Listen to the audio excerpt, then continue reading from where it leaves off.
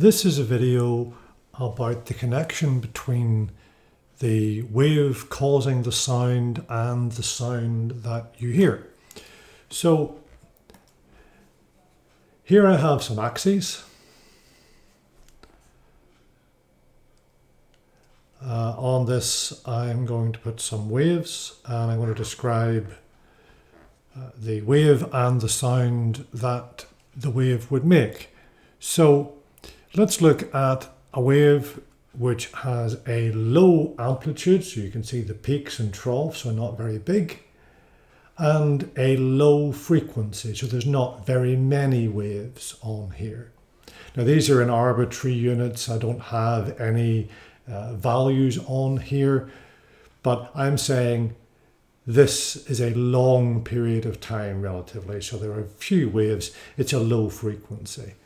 And what you have then, because you have a low amplitude and a low frequency, the low amplitude of the wave means you have a quiet sound. The low frequency of the wave means the sound is low pitched. So the amplitude of the wave is about the loudness of the sound. The frequency of the wave is about the pitch of the sound. So if we then looked at this wave, well, here we have a big amplitude, but again, we don't have very many waves on my axis here, and so this is a low frequency. So here we have a high amplitude and a low frequency.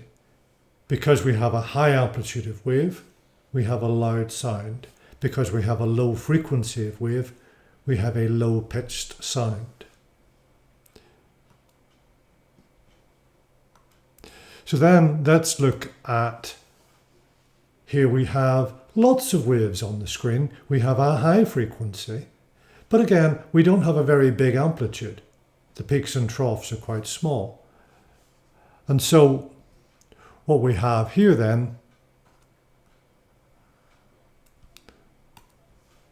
is a high-pitched sound because we have a high frequency of wave, and a quiet sound because we have a low amplitude of wave.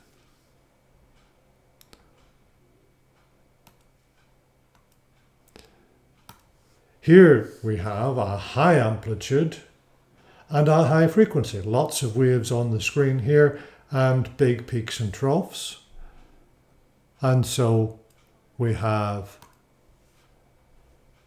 a loud sound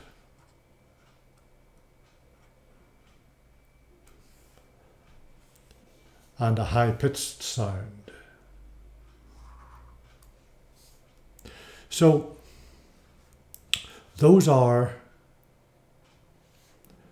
the connections between the loudness of the sound and the amplitude of the wave causing it, the pitch of the sound, and the frequency of the wave causing it.